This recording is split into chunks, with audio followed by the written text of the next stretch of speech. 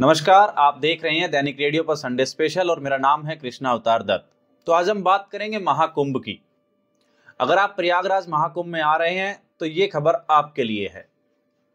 आप यहाँ कैसे पहुंचेंगे, किन किन जगहों पर आपको रोका जाएगा, कहाँ जाकर आप ठहरेंगे, ठहरने के लिए कितना खर्चा लगेगा, कहाँ कहाँ आप घूमने जाएंगे और क्या क्या आप खा सकते हैं, ऐसे बहुत से सवाल हैं।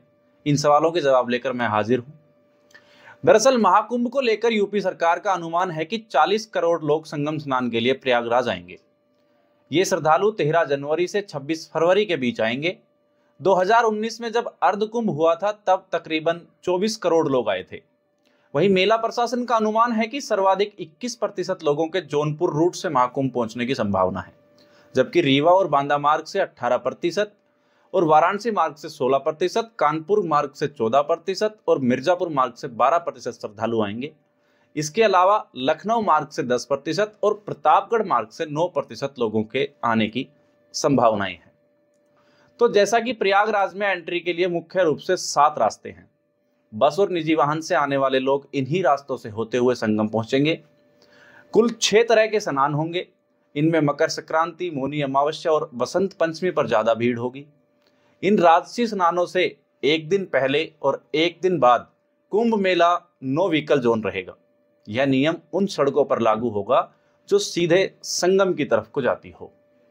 अब इसी तरह से कानपुर, वाराणसी, जौनपुर और मिर्जापुर, चित्रकूट से आने वाली बसों को भी संगम से करीब 10 किलोमीटर पहले रोक दिया जाएगा और निजी वाहनों को उनकी सुविधा के अनुसार ही आगे जाने दिया जाएगा। प्रशासन ने पूरे जिले में कुल छोटी और बड़ी 102 पार्किंग बनाई है। इनमें 70% पार्किंग स्नान घाट से 5 किलोमीटर के दायरे के अंदर अंदर बनाई गई है। बाकी 30% पार्किंग 5 से लेकर 10 किलोमीटर की दूरी पर है। 24 सैटेलाइट पार्किंग है। इनमें 18 मेला क्षेत्र में और 6 प्रयागराज शहर में है। यहाँ पर पीने का पानी, शौचालय, प्राथमिक इलाज और पब्लिक एड्रेस सिस्टम मौजूद रहेगा। वहीं लोगों की सुविधा के लिए महाकुंभ के दौरान 3000 स्पेशल ट्रेन शुरू की गई। ये ट्रेनें 13,000 से अधिक फेरे लगाएंगी। जिले में प्रयागराज जंक्शन के अलावा 8 सब स्टेशन भी है। ये कुल 3 जोन उत्तर मध्य रेलवे, उत्तर रेलवे और पूर्वोत्तर रेलवे के अंदर बांटे गए हैं। अब कानपुर, दीनदयाल उपाध्याय, सतना और झांसी से होते हुए जो ट्रेन कुंभ पहुंचेगी वो प्रयागराज जंक्शन पर रुकेगी और यहीं से वो गाड़ी चलेगी भी। सतना, झांसी और दीनदयाल उपाध्याय स्टेशन की तरफ से जो रूटीन गाड़ियां आएंगी उन्हें नैनी और छिवकी जंक्शन पर रोका जाएगा। प्रमुख स्नान पर्व पर कुछ स्पेशल गाड़ियां भी चलाई गई हैं। इसके अलावा लखनऊ, अयोध्या और जौनपुर की तरफ से जो ट्रेनें कुंभ में आएंगी उन्हें फाफामऊ स्टेशन, प्रयाग स्टेशन और प्रयागराज संगम स्टेशन पर रोका जाएगा। जिस दिन प्रमुख स्नान होंगे उस दिन प्रयागराज संगम स्टेशन ट्रेनों को नहीं जाने दिया जाएगा। वहीं कानपुर की तरफ से आने वाली गाड़ियों को सूबेदारगंज स्टेशन पर रोका जाएगा। वाराणसी, गोरखपुर व मऊ की तरफ से जो गाड़ियां कुंभ में आएंगी उन्हें झूसी व रामबाग स्टेशन पर रोका जाएगा। रामबाग शहर के अंदर है, इसलिए मुख्य स्नान पर ट्रेनों को झूसी में रोकने की तैयारी है। वहीं प्रयागराज जंक्शन सहित सभी 9 स्टेशनों पर अंदर जाने और बाहर आने के अलग अलग रास्ते बनाए गए हैं। जैसे कि प्रयागराज जंक्शन पर 1 नंबर प्लेटफॉर्म की तरफ से एंट्री होगी और सिविल लाइन की तरफ से आप प्लेटफॉर्म से बाहर निकल सकते हैं। यहां से संगम की दूरी करीब 12 किलोमीटर है। एक व्यक्ति औसतन 2 कदम में 1 मीटर की दूरी तय करता है, तो ऐसे में उन्हें मुख्य स्नान के लिए 24,000 कदम पैदल चलकर जाना होगा। रेलवे ने महाकुंभ के लिए टोल फ्री नंबर 18004199 जारी किया है। किसी भी तरह की पूछताछ के लिए आप इस नंबर पर फोन करके पता कर सकते हैं। वहीं अगर आप हवाई मार्ग की बात करें तो प्रयागराज से दिल्ली, मुंबई, बेंगलुरु, लखनऊ, इंदौर, अहमदाबाद, कोलकाता, जयपुर, भुवनेश्वर, गुवाहाटी, हैदराबाद, भोपाल, चेन्नई, पुणे, गोवा, नागपुर, जम्मू, पटना, अयोध्या, रायपुर, देहरादून, जबलपुर, चंडीगढ़ और बिलासपुर के लिए फ्लाइट्स की सुविधाएं उपलब्ध रहेंगी। अब अक्सर लोगों के मन में एक सवाल आता है कि इतनी भीड़ होने के बावजूद रुकने की व्यवस्था कैसी हो। तो महाकुंभ में आने वाले लोगों के ठहरने की व्यापक व्यवस्था की गई है। मेले में 10 लाख लोगों के रुकने की व्यवस्था की गई है। इनमें फ्री और पेड दोनों तरह की व्यवस्थाएं हैं। जैसे आप अगर लग्जरी व्यवस्था चाहते हैं तो संगम के किनारे बस सकते हैं। यहाँ पर डोम सिटी बसाई गई है। इसका किराया प्रतिदिन का 80,000 रुपए से 1.25 लाख रुपए तक है। इसके अलावा आसपास 2000 कैंप की टेंट सिटी भी बनाई गई है। यहाँ पर रहने पर आपको 3000 रुपए से लेकर 30,000 रुपए प्रतिदिन देना होगा। इसके लिए बुकिंग भी आपको पहले से ही करानी होगी। वहीं पूरे शहर में 42 लग्जरी होटल है। सबकी अपनी अपनी वेबसाइट से आप जाकर वहां पर जानकारी ले सकते हैं और बुक कर सकते हैं। इसके अलावा मेला क्षेत्र में 100 आश्रय स्थल है। हर आश्रय स्थल में 250 बेड है और 10,000 से अधिक स्वयंसेवी संस्थाएं भी श्रद्धालुओं के रहने के लिए व्यवस्था में जुटी हुई है। वहीं अगर आप ट्रेन के जरिए आते हैं और प्रयागराज जंक्शन पर उतरते हैं तो स्टेशन के आसपास 50 होटल हैं, आप वहां ठहर सकते हैं। इसके अलावा स्टेशन के बाहर प्रयागराज नगर निगम ने रैन बसेरा बनाया है, उसमें ठंड से बचाव की भी सारी व्यवस्थाएं की गई है। वहीं संगम के आसपास कुल 3000 बेड के रैन बसेरा बनाए गए हैं। पूरे जिले में कुल 204 गेस्ट हाउस है, 90 धर्मशाला है और कुंभ के दौरान सभी में ठहरने की व्यवस्था पूर्ण रूप से की गई है। संगम के आसपास के इलाकों में घरों को पीजी हाउस में बदला गया है। पर्यटन विभाग ने उन्हें लाइसेंस और ट्रेनिंग दोनों दिए हैं। आप चाहें तो यहां भी जाकर ठहर सकते हैं। अब जैसा कि पहले के मेलों में आश्रम, मंदिर और मठ ढूंढने में बड़ी दिक्कतें आती थी, लेकिन इस बार गूगल मैप ने मेले के लिए एक अलग व्यवस्था की है। पूरे मेले के पुल, आश्रम, अखाड़ा, सड़क सब कुछ दिखाया गया है। वहीं महाकुंभ ने भी अपना जो ऑफिशियल ऐप बनाया है वो प्ले स्टोर पर महाकुंभ मेला 2025 के नाम से मौजूद है। इसमें जानकारियां के साथ साथ कुंभ मेले का पूरा मैप भी है। उसमें घाटों, मंदिरों की लोकेशन के साथ शहर के प्रमुख स्थल भी हैं, उनकी भी जानकारियां आपको मिलेंगी। इसके अलावा इसमें सभी मार्गों के साइन बोर्ड्स और डिजिटल मार्गदर्शन का इंतजाम भी किया गया है। अब लोगों के मन में अक्सर एक सवाल आता है कि कुंभ जाए तो कहां कहां घूमें। तो अगर आप कुंभ में आते हैं तो संगम स्नान के बाद यहाँ घूमना चाहते हैं तो यहाँ पर बहुत से मनमोहक और धार्मिक जगह है, जैसे कि लेटे हुए हनुमान का मंदिर। अब संगम से 1 किलोमीटर दूर प्रसिद्ध लेटे हुए हनुमान जी का मंदिर है।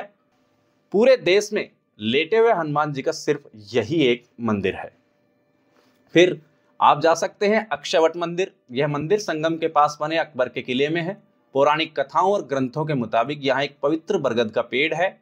ऐसी मान्यता है कि त्रेता युग में राम, लक्ष्मण और सीता ने वनवास के दौरान इस पेड़ के नीचे आराम किया था।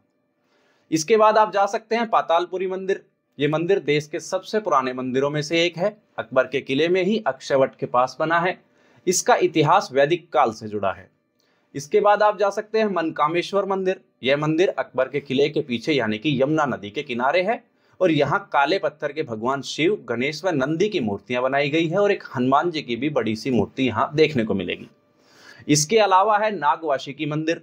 ये मंदिर संगम से करीब 3 किलोमीटर की दूरी पर स्थित है। इस मंदिर में पारंपरिक वास्तुकला को आधुनिक सौंदर्य दर्शन के साथ जोड़कर बनाया गया है। इसके बाद आप जा सकते हैं शंकर विमान मंडपम। यह मंदिर भी संगम में महज 1 किलोमीटर की दूरी पर ही है। दक्षिण भारतीय शैली का यह मंदिर 4 स्तंभों पर बनाया गया है। इसमें कुमारिल भट्ट, जगत गुरु आदि शंकराचार्य, कामाक्षी देवी और तिरुपति बालाजी हैं।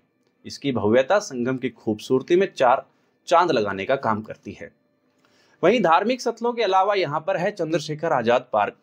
ये पार्क शहर के बीचों बीच स्थित है।